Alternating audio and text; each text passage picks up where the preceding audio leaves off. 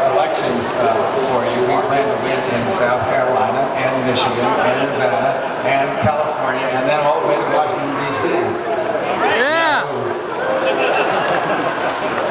First of all, thank you for coming. This is a really exciting convention for us because what Barack wanted to do is to break down the walls of the convention, which was frankly a process that we were pretty well underway.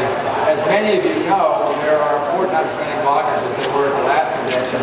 Many of you, some of you know that we had a lottery in every state for official bloggers, so each delegation actually has a blogger that is sitting on the floor with the delegation. And I know this will break your heart, but you actually have better credentials than the mainstream media does. I thought you'd get a kick out of that. Yeah! I know you're very sad about that. And for those we couldn't accommodate, we're at least glad to be able to do this much. Unfortunately, the fire marshals do actually have some say about what we can do in there. So thanks very much. Let me tell you a little bit about what we're trying to do. First of all, part of this convention is about making sure that people understand who Barack Obama is. I have to say that we thought last night that Michelle Obama was just incredible. In fact, I think some people may go in and vote for Michelle.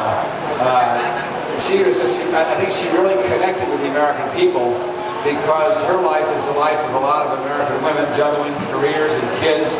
And she came from a background where her father worked incredibly hard at some disadvantage to make sure that she and her brother had opportunities. And that's kind of the American story.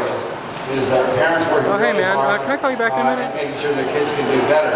Unfortunately, that story's been interrupted by 8 years of policies that are designed to help the people at the top and hurt the people at the bottom. And Barack Obama and Joe Biden both come from backgrounds that are pretty sympathetic with the people who work hard in this country. And I think when Barack becomes president of the United States, which is going to happen in this November, you're going to see a very different America. You're going to see an America where we're going to bring people together. One of the things I like about Barack Obama is that he reaches out to everybody. And when I was governor, I used to say that everybody's my boss, even if I don't agree with them. If they voted, they're my boss, whether they're voted for me or against me, because they're part of the hiring process. Now, we're spending a lot of time and effort, not just reaching out to the core constituency groups of the Democratic Party, we're reaching out to evangelical Christians. People say, what? Because when we say evangelical Christians, we think of people like Jerry Falwell and Pat Robertson. But evangelical Christians under 35 years old, which is mostly your generation, I tell you what the 3 things they care about the most are. 1 is poverty, 2 is climate change, and 3 is Darfur.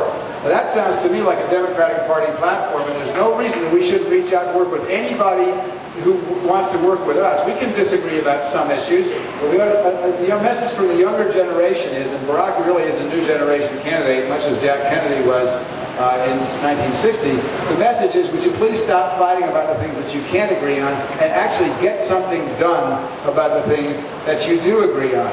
So we're going to end 30 years of ugly, divisive, hate-based politics and actually get something done. And there's a lot of things that we need to get something done, and there's broad agreement among Americans about what those things are. So it's exciting to me. I thought Michelle was fantastic last night. I think Hillary Clinton's going to be fantastic today. You know, the mainstream media and the Republicans are all talking about the division. There is no division in this convention. There are a few folks who are unhappy, like there are in every convention.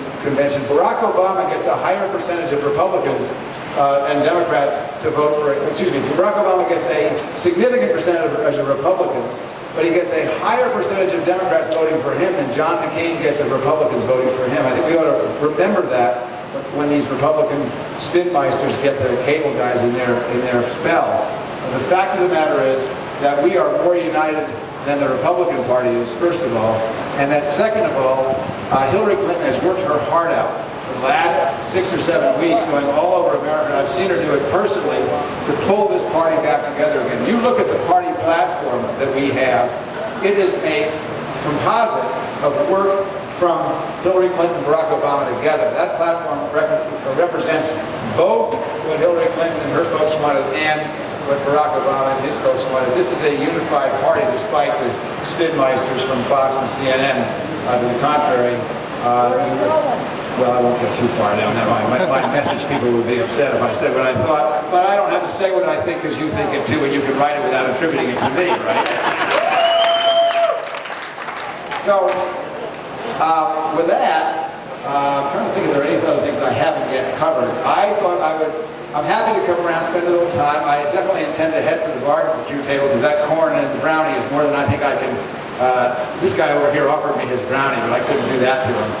But I'm happy to mull around, shake a few hands. If you got some stuff you want to talk about, what I don't want to do is have a big impromptu scrum, but I'm happy to answer a question here and there if you have some stuff. And so I'll go over and grab a little brownie and corn, and I'll come right down. So thanks very much.